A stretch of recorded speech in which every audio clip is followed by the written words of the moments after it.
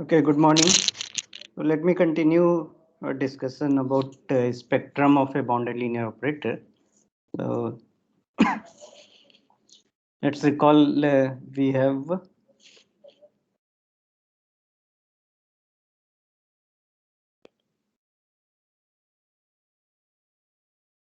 if X is a Banach space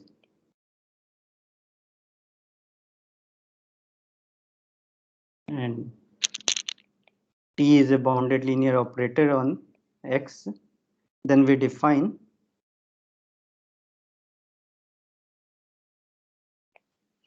the spectrum of T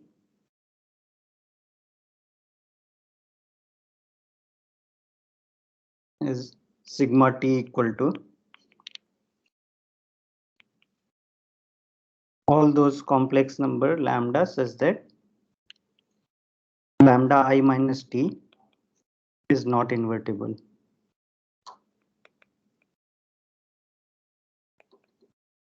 So we will take these as Banach space over the field of complex number.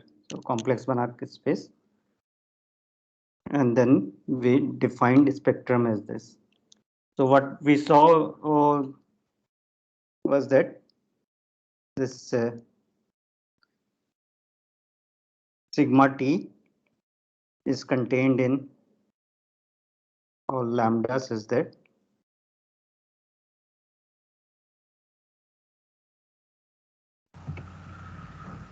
mod lambda is less than equal to norm of t. So spectrum is a bounded subset. Next thing we want to show is that spectrum is a closed subset. So therefore spectrum will be a compact subset of C. So to prove that, let's first show that if we look at set of all invertible bounded linear operator, then that is an open subset of B of X. So first we will prove this.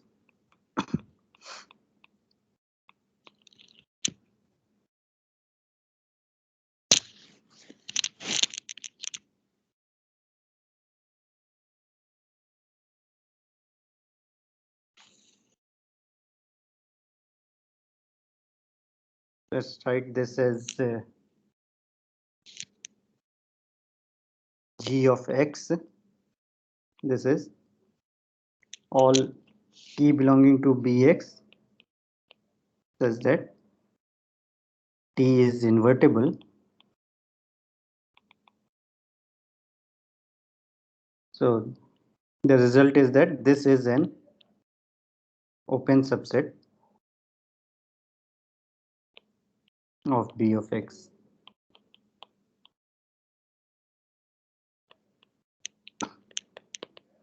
So to prove this, we have to show that if we take any element here, then there is a neighborhood, there is an open ball in which all the E operators are invertible.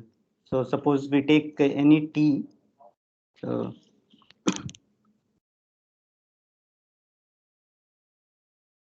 let T belongs to Gx,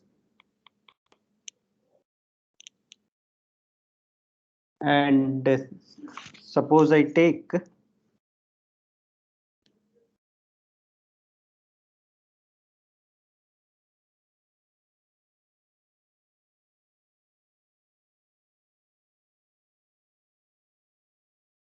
and S belongs to Bx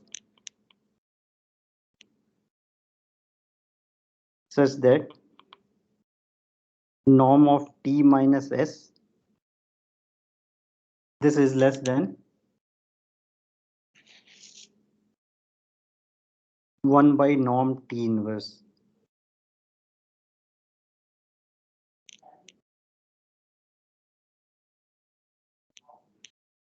So we know that T is an invertible element. So norm T inverse is finite. So this 1 by norm T inverse, this is a positive real number, right? So what we will show is that if S is anything such that norm of T minus S is less than this number, then S is also invertible. So claim is that S is invertible, and this will imply that Gx is open.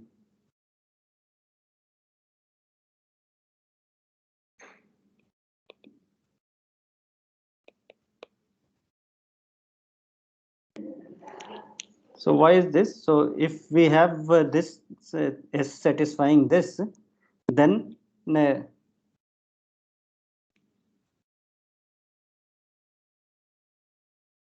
what can we say about identity minus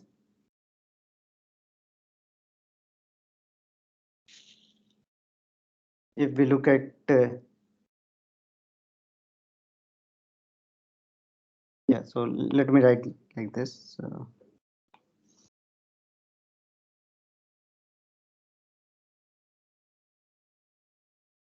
assume S belong to Bx. This is already written here. So let me write the identity minus T inverse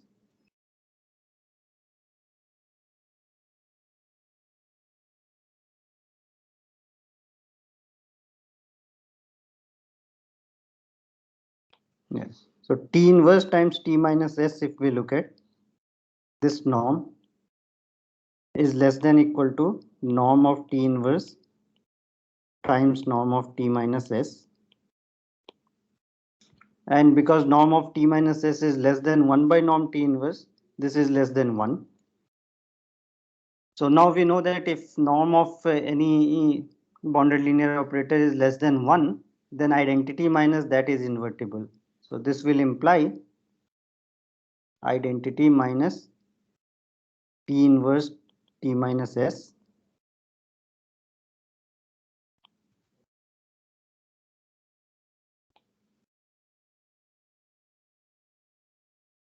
this is invertible.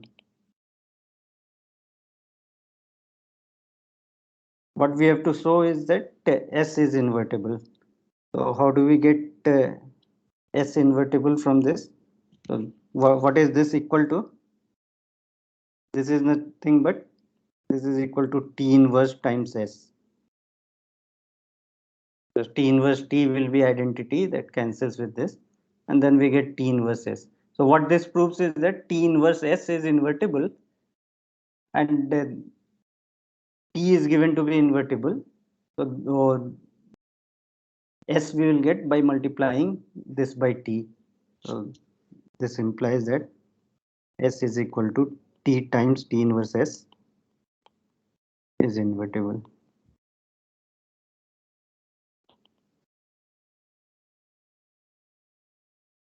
Is it clear?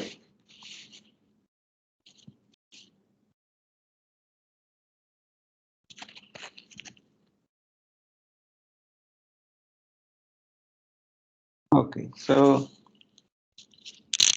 we get that the set of invertible element is open subset.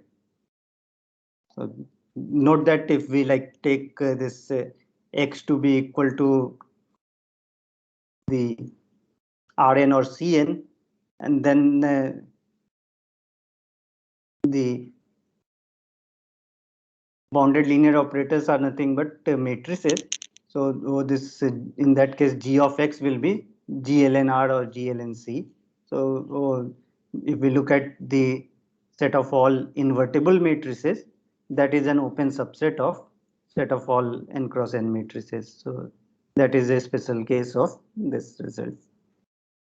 Okay, so now I mean there of course you can prove it by looking at the determinant function, and that is a continuous function, and therefore if you take the inverse image of r minus 0 or c minus 0, that will be open. So you can prove that without like using this result also.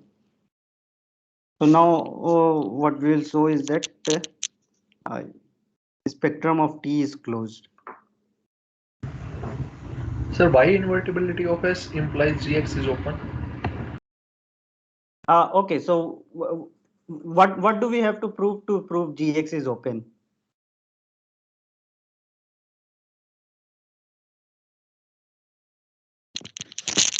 Ankit, how do you prove a subset is open in a metric space? If we consider any element and there is a ball which is contained in that. Exactly. So now what I have done is I have taken an element T in this set, right? Now if I take a ball of radius 1 by norm T inverse, this is my radius, right? So what I am showing here is that the ball of radius, uh, so let me write, what this implies is that, therefore, if I look at ball centered at T and radius as 1 by norm T inverse, this is contained inside G of X. Is it? Because I have showed that if S is any element which is in this ball, that is same thing as saying that norm of T minus S is less than this radius R, right? Yes, sir. Now it is clear. Yeah, so this implies that Gx is open. All right, so now we will prove that this row of T is open, or therefore sigma T is closed. So next is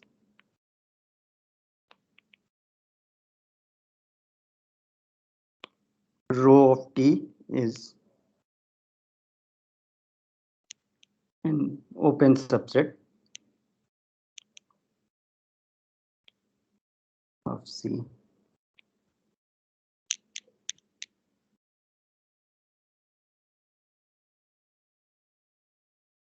And hence sigma T is closed.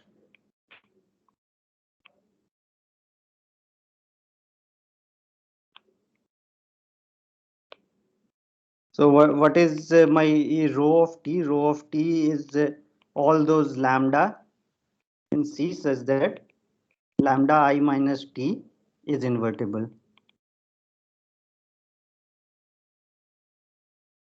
So to prove that this is an open subset, uh, so suppose I take any lambda in row of T. So suppose I take say lambda naught belonging to row of T, and then we have to show that there exists some open ball around this lambda such that all those lambdas are also in row of T. So this means that is lambda naught I minus T is invertible.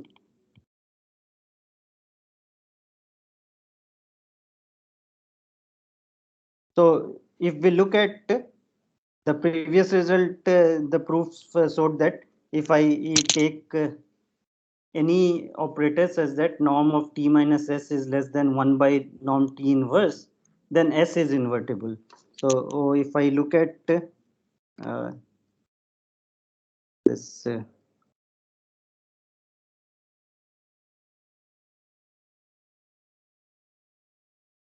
suppose lambda belongs to C such that mod lambda minus lambda naught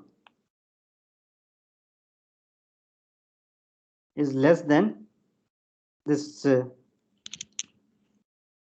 1 by norm of lambda naught I minus T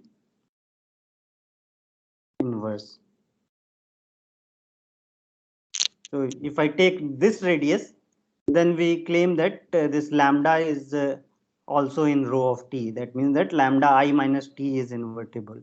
Then if I look at lambda I minus t,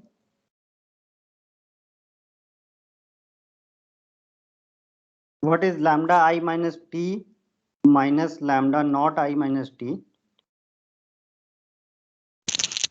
This is same thing as the lambda times lambda minus lambda naught times identity, right? So if I look at this norm, that is same thing as mod of lambda minus lambda naught, because t cancels and mod of the identity operator is the 1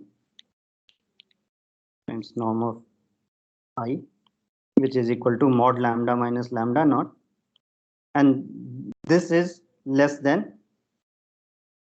1 by norm of lambda naught I minus t inverse. So therefore, as in the proof of the previous theorem,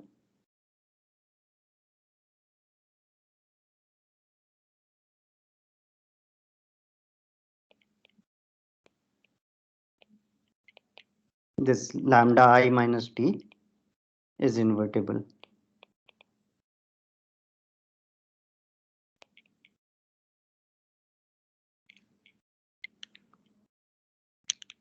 And this implies that lambda belongs to rho of t. So therefore, we have proved that rho of t is open. So hence what we get is that this sigma t is a compact subset of C. Next, we will show that this is also non-empty. So let me write one more notation. So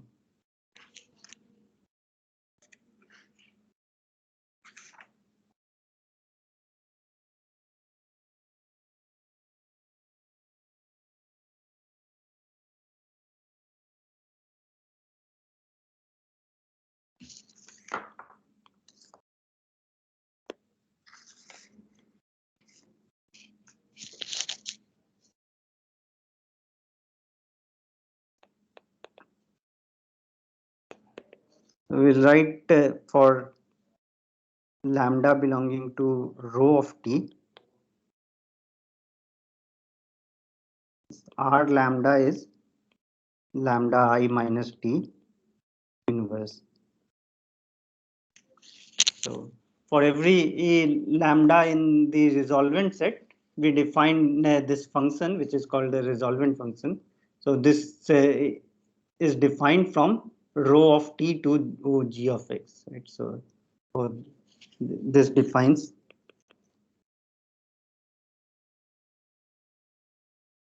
a map R from rho of t to gx.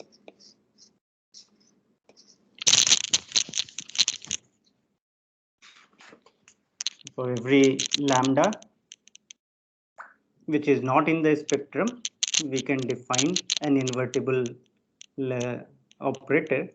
So that is r lambda is equal to lambda I minus t inverse. So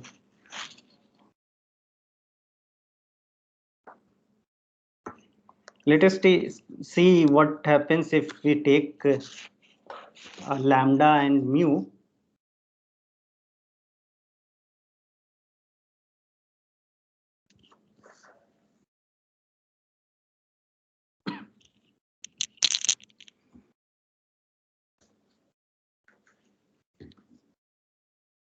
So suppose lambda and mu are in rho of t, then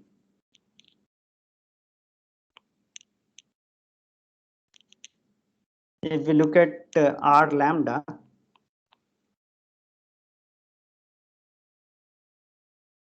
this I can write as r lambda times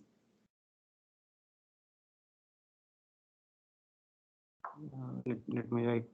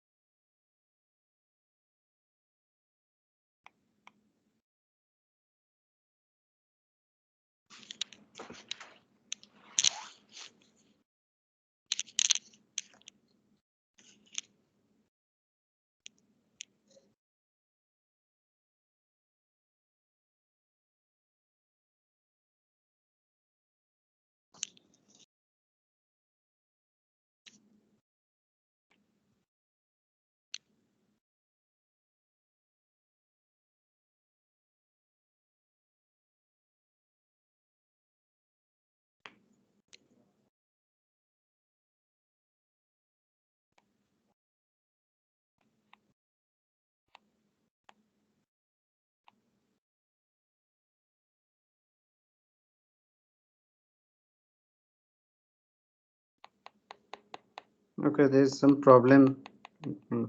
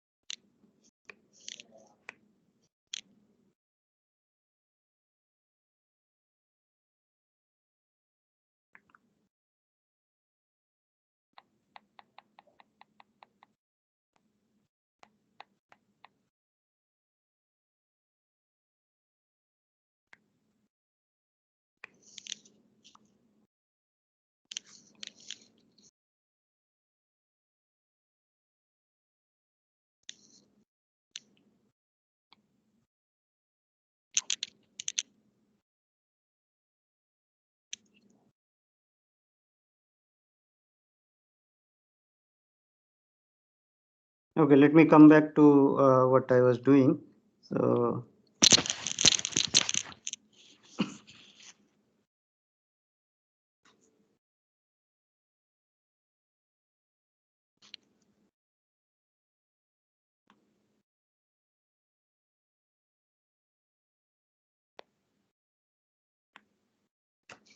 So I wrote this R for lambda in rho of t. We write R lambda is equal to lambda I minus t inverse. And then we are taking that suppose lambda and mu are in the resolvent set, then R lambda is equal to R lambda times, I'll write mu I minus T times R of mu, right? Because this mu I minus T, R of mu is the mu I minus T inverse. So this times R of mu becomes identity. So R lambda can be written like this. And now I can write this as R lambda mu I minus T, I'll write as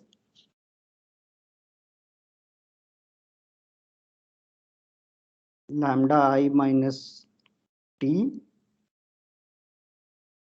plus mu minus lambda times I.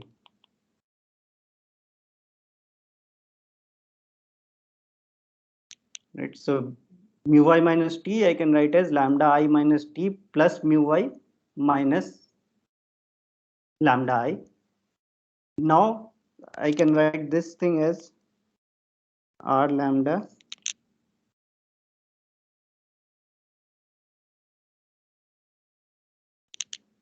times lambda I minus T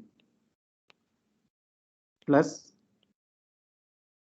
R lambda, and then we have mu minus lambda I times R mu. But again, what is R lambda times lambda I minus T? This is just identity. So identity plus, and then I can write mu minus lambda in R lambda R mu.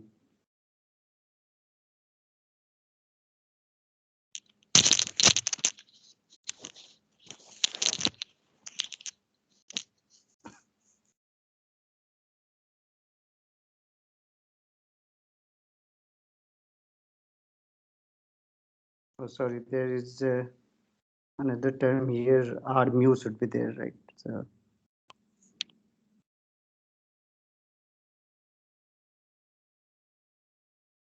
yeah, this times R mu plus R lambda and then mu minus lambda I. Yeah, so this will become R mu plus this. So this gives R lambda minus R mu is equal to mu minus lambda times R lambda R mu.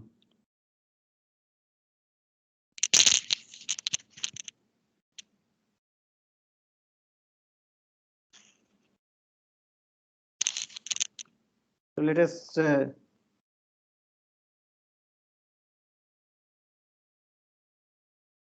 this will be an important equation. So this is called resolvent equation.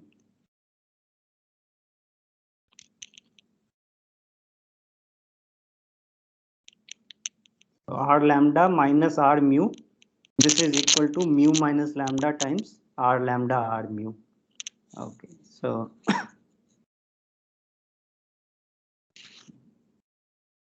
now let me try to prove that the spectrum is a non-empty subset of C.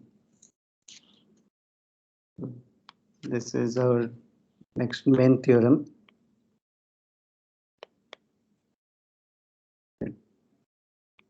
Sigma T is non-empty.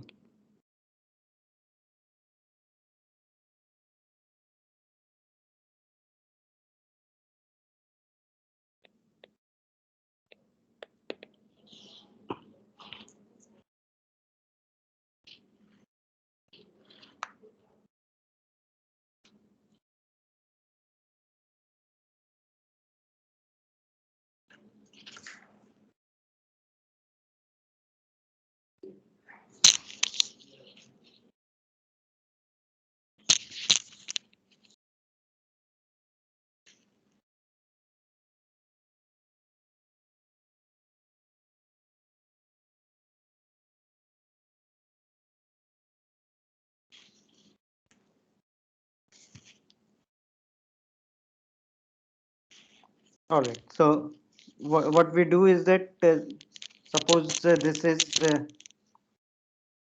empty, and then we will get a contradiction. So,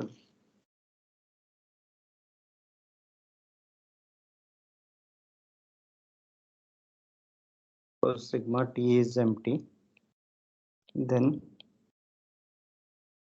rho of t is whole of C. So therefore, this R lambda is equal to lambda I minus T inverse is defined for all lambda belonging to C. Right. So this function now, because we are assuming that there is nothing in the spectrum, so lambda I minus T is always invertible for every lambda. So this becomes a function defined on C. Now, what can we say about this function? So, what happens first of all when lambda goes to infinity? So if we look at this R of lambda as lambda going to infinity, so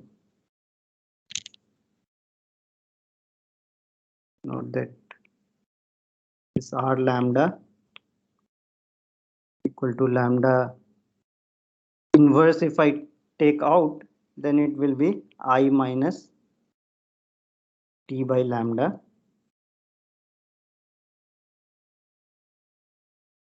inverse for any lambda non-zero. So if lambda is non-zero, then I can take lambda common from here, and then we get I minus T by lambda. So lambda inverse I minus T by lambda inverse we get. Now, what is the norm of this? So, therefore, for mod lambda bigger than norm T, norm of R lambda,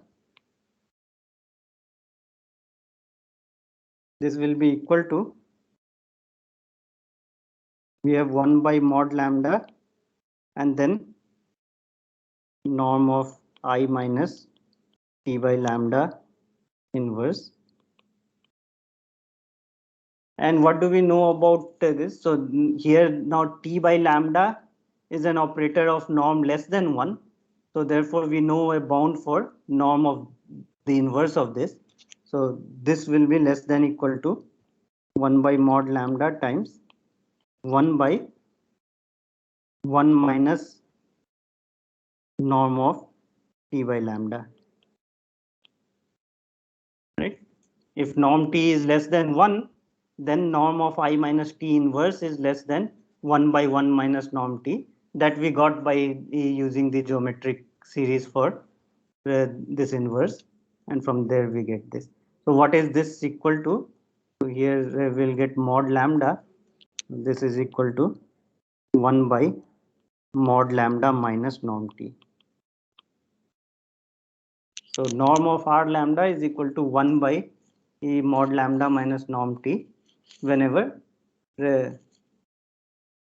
mod lambda is bigger than norm T. Now this goes to 0 as mod lambda goes to infinity. So if you take large lambda, then the norm of this R lambda approaches 0. So this is one thing that we get. So,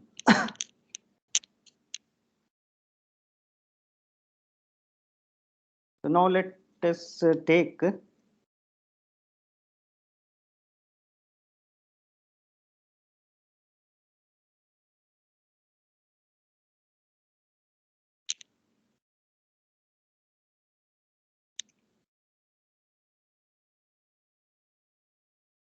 so let phi belong to, let's take phi be anything in the dual of is bx. So if we look at any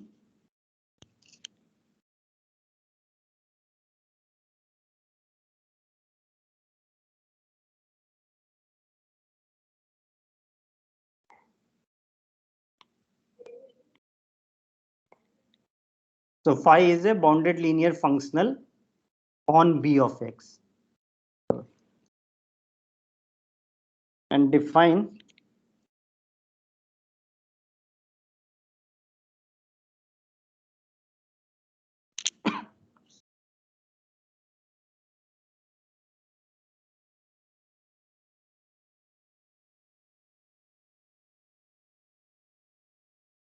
okay, let me write f for this function for this functional and define phi from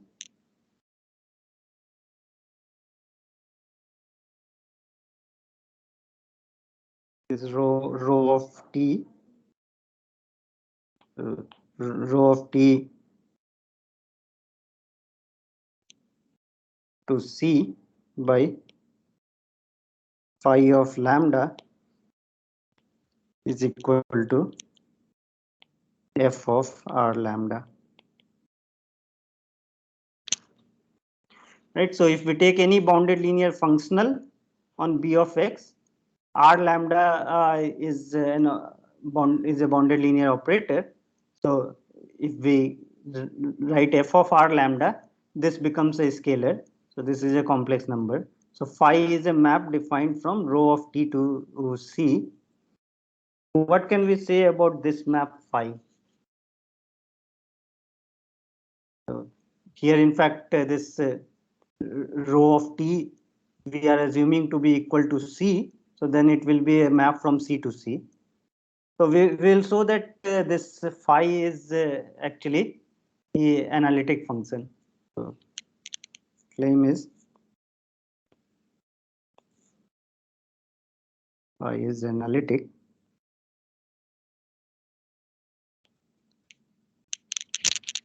So why is that? So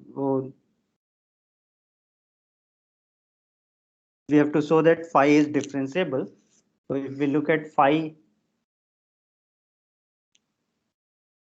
lambda minus phi mu,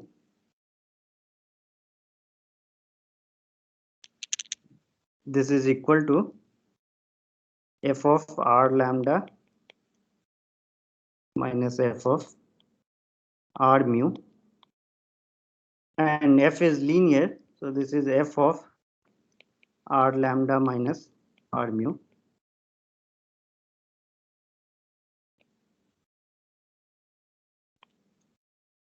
And now we will use the resolvent equation. So r lambda minus r mu is mu minus lambda times r lambda r mu. So this is equal to f of mu minus lambda times r lambda r mu. This is by the resolvent equation.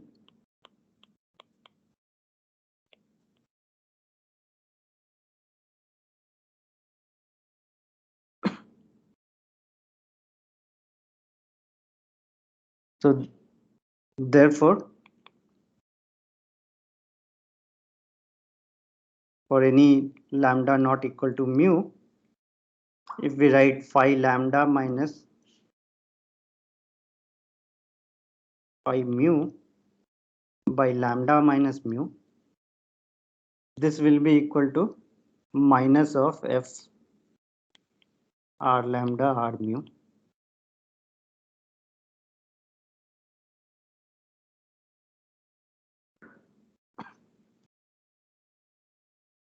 So if now I take lambda limit as lambda approaches mu, taking limit lambda approaches mu, we get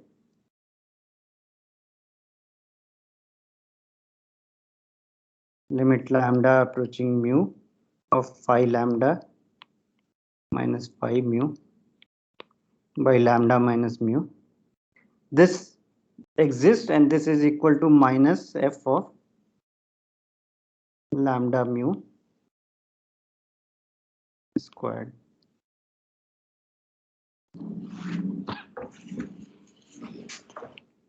So here we are using that this f is continuous, and also as lambda tends to mu, r lambda approaches r mu. So f is continuous, and this r is also continuous.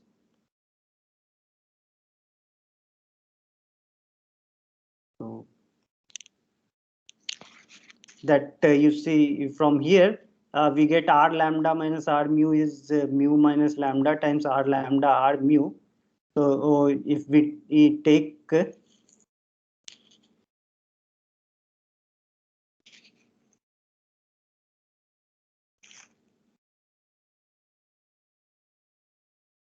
yeah, so this actually also implies that uh,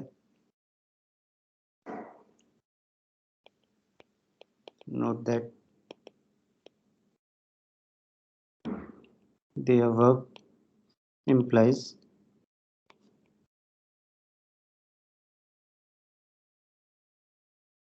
r going from this rho of t to bx is continuous.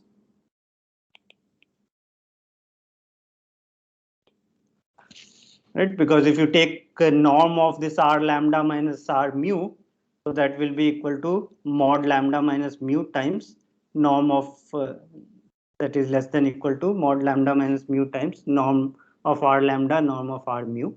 So oh, as if you make mod lambda minus mu small, then norm of r lambda minus r mu you can make less than any epsilon. So this is continuous. So that is what we are using here. So we get this. So this implies that this phi is the differentiable. So therefore, phi is differentiable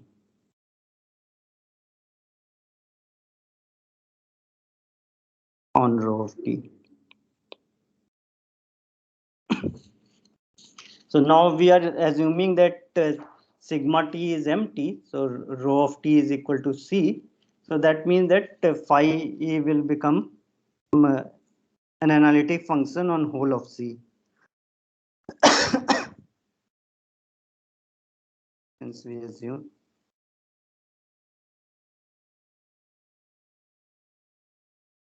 rho of t equal to c, phi is an entire function.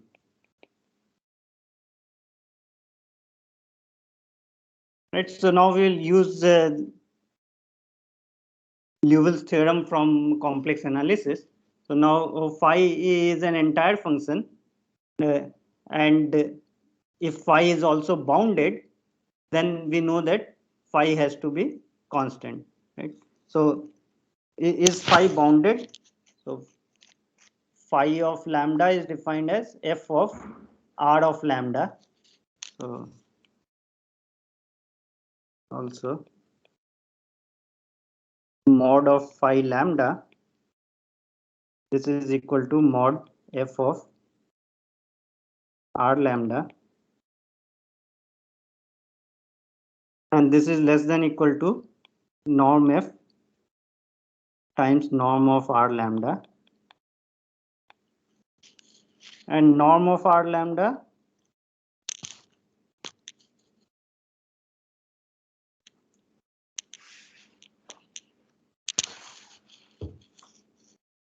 we know is less than equal to this, right? So norm of r lambda, this goes to 0 as mod lambda goes to infinity. So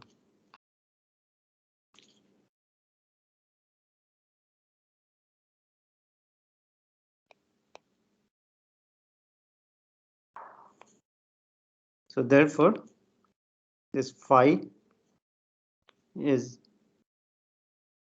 bounded. So we get phi is bounded and also entire function. So by the Liouville's theorem,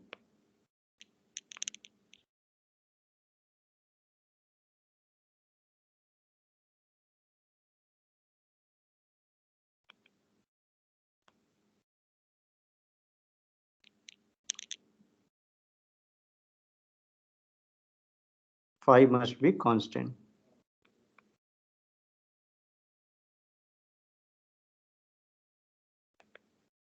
But then what is phi? But since phi lambda this goes to 0,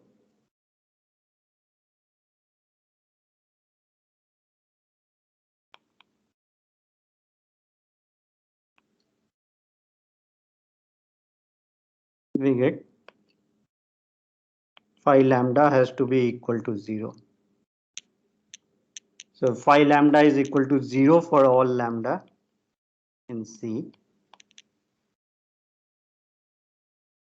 But is it possible?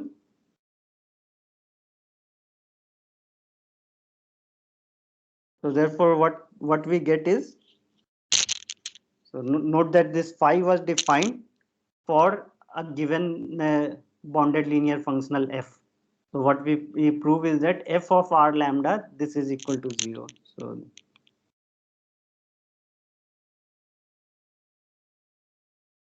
this is true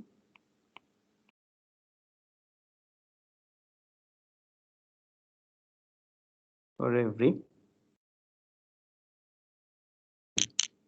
This implies f of r lambda this is equal to 0 for all lambda in C, and this is true for every f belonging to the dual of Bx.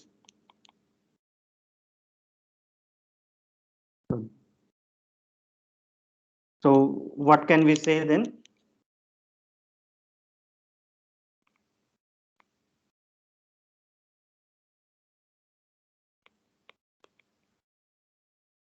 So this implies r lambda equal to 0. Can you say why?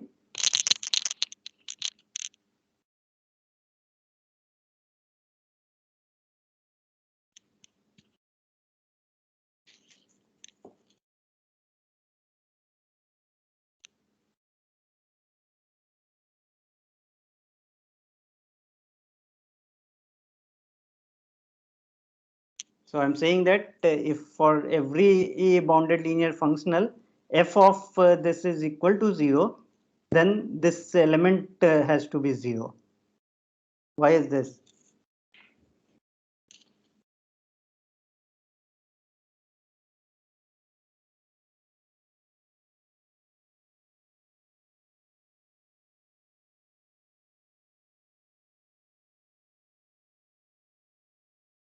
So this we know this follows by using Han-Banach theorem, right?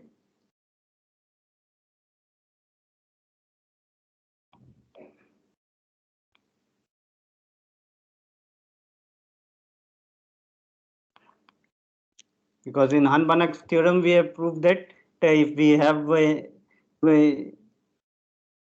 that if we have any non-zero vector x naught, then there exists a bounded linear functional f such that f of x naught is equal to norm x naught.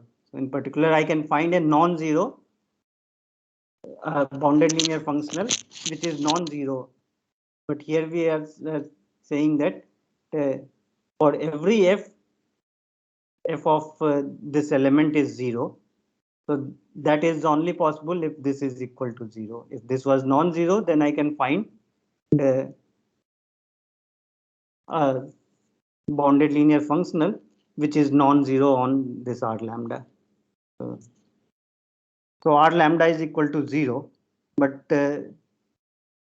what was r lambda?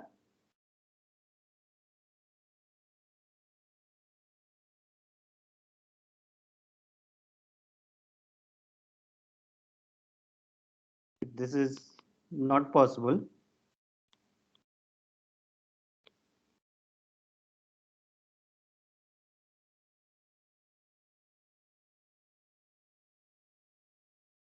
R lambda, remember, is lambda I minus T inverse.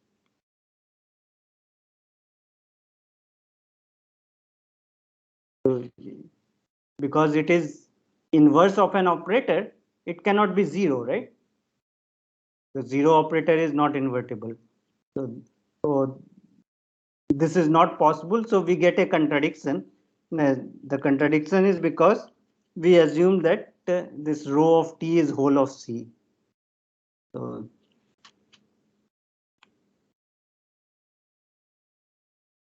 hence our assumption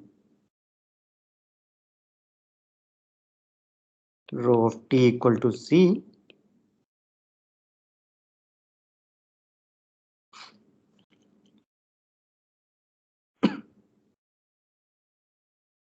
is not true.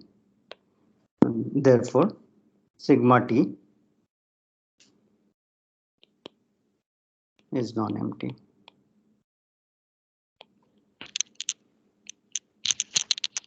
Here, to prove this, the important thing was to use this Liouville's theorem. Since you see we have this R lambda, this is a map from lambda to the space of bounded linear operator.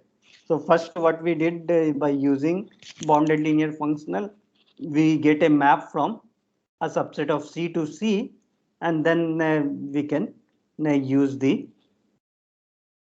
analyticity of this, and then by using Liouville's theorem, we have arrived at contradiction. So what we have got is that let me just write this conclusion. The spectrum of any P belonging to Bx is a non-empty compact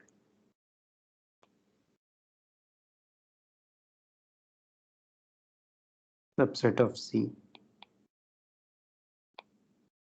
Of course, you should remember that this is always when the field is of scalar, because otherwise you know that from R2 to R2 you can have a linear operator uh, for which the spectrum is empty, right? Because for finite dimension, the spectrum is same as set of eigenvalues, and if you take, for example, rotation operator on R2, then it does not have any eigenvalue, and therefore the spectrum is empty.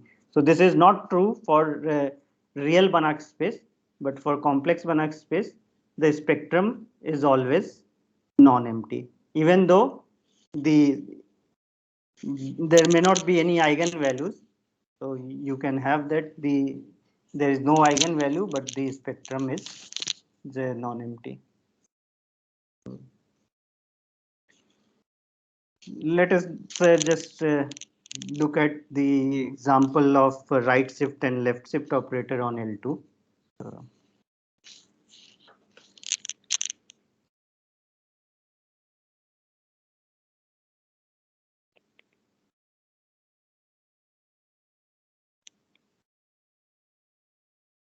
Consider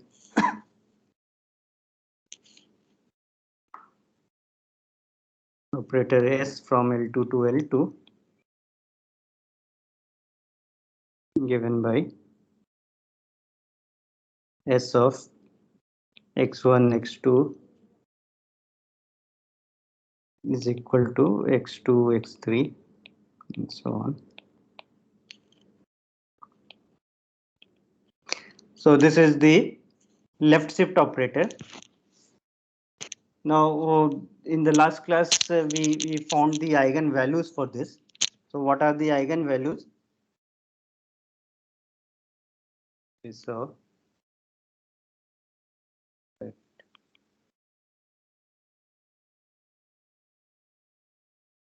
So for that we have already used the notation. So the point spectrum of this operator S is equal to all lambda in C such that mod lambda is strictly less than 1. Right? Because if you take any lambda with the mod lambda less than 1, then you can see that S of, if I take 1 lambda, lambda squared and so on, this becomes lambda times 1 lambda, lambda squared.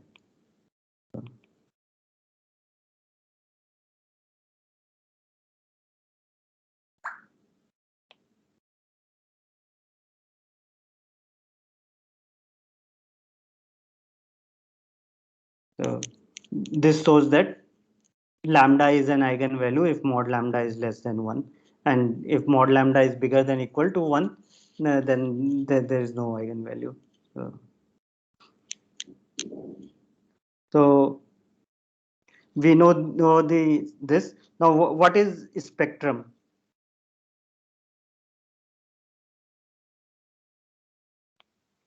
of this operator S?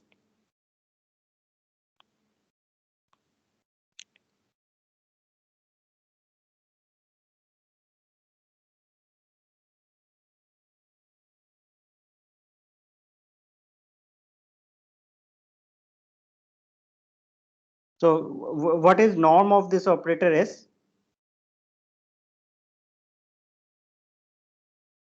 1. Yeah, this also we have seen before, that norm of S is equal to 1. So therefore, if lambda belongs to spectrum of S, then mod lambda has to be less than equal to norm of S, which is equal to 1. So anything in the spectrum, then mod lambda has to be less than equal to 1. So therefore this spectrum of S is a subset of lambda such that subset of this closed unit disk, mod lambda less than equal to 1.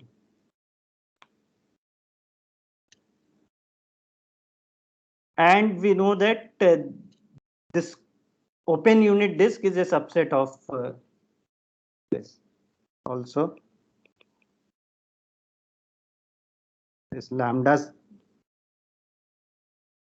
says that mod lambda is less than 1.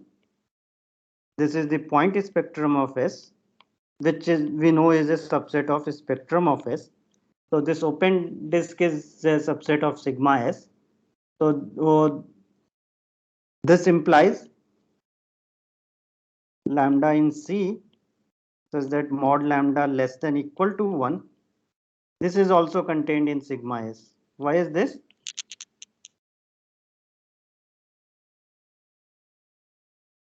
Because we know that sigma S is closed. Right? So if we have this set is a subset of sigma S, then its closure is also a subset of sigma S. Right? So the closure is the closed unit disk. So therefore, the sigma S is nothing but the closed unit disk.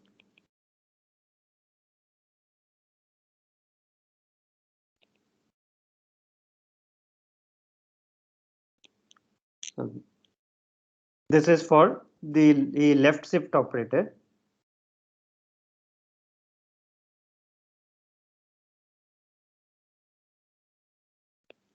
What about a spectrum of right shift operator? What is the spectrum of?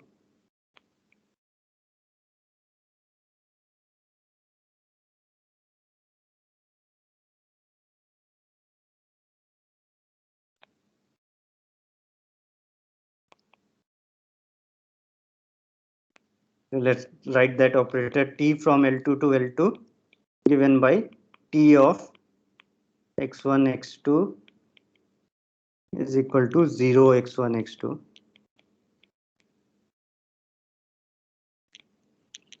So can anyone tell quickly what the spectrum will be for this?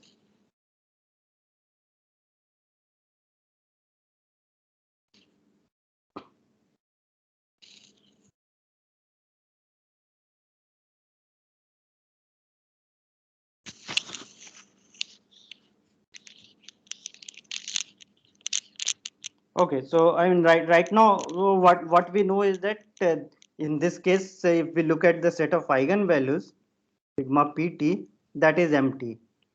Right? There is no eigenvalue for the right shift operator, but that doesn't say. And also, we know, this norm t is also equal to 1. So therefore, this sigma of t will be a subset of the closed unit disk. That much we know.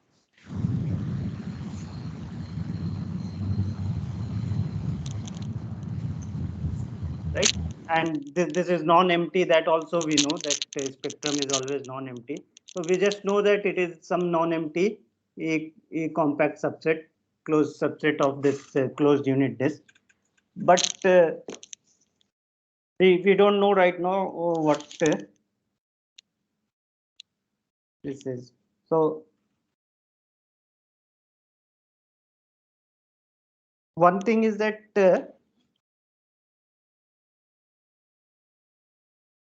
what is this t?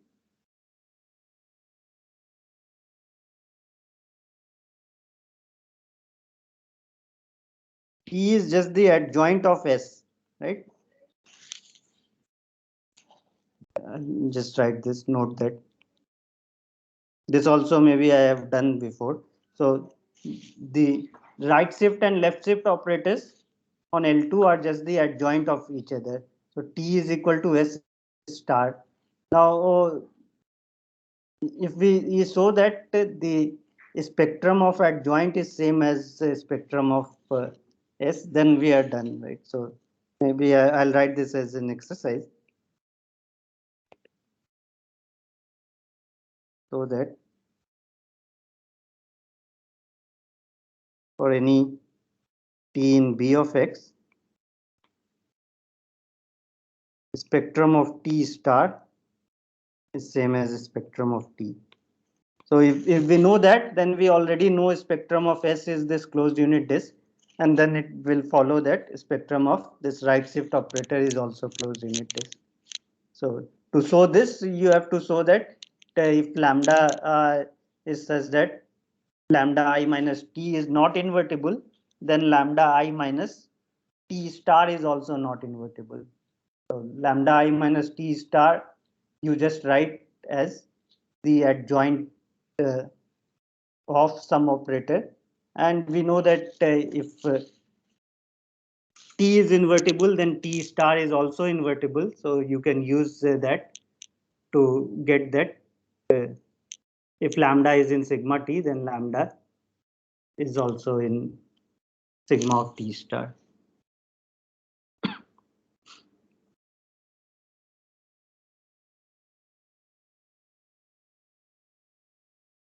Okay.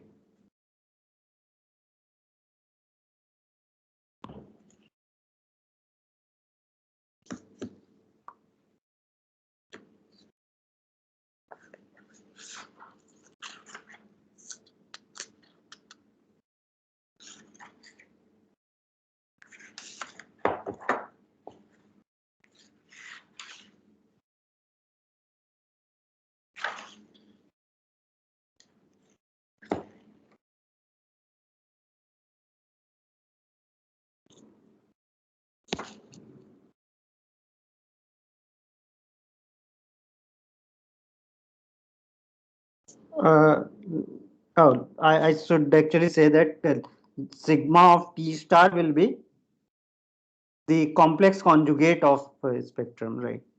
So, so that means that lambda belongs to sigma t. This is equivalent to, so that lambda bar belongs to spectrum of t star.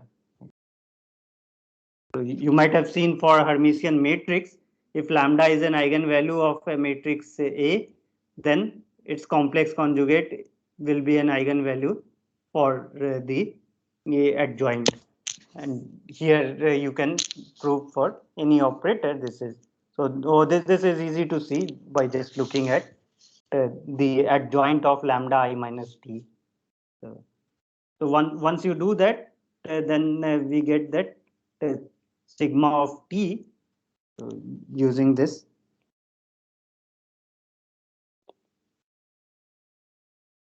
sigma of T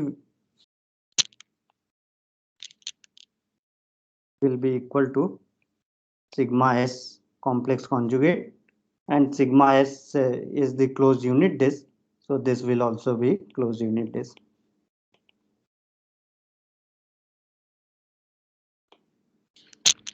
Otherwise, you can directly also try to prove.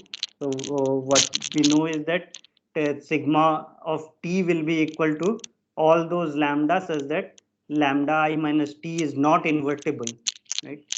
And we know that there is no eigenvalue, so lambda I minus T will always be 1 1. So you have to find all lambda such that lambda I minus T is not on 2. So you just write lambda I minus T of x, what is that? And then try to see that for what lambda it will not be on 2. And from there also you can conclude that for all lambda for which mod lambda is less than equal to 1, that operator is not on 2.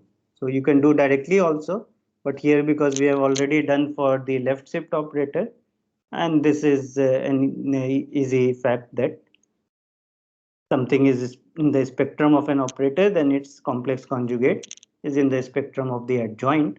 So using this, we immediately get the spectrum of this operator also.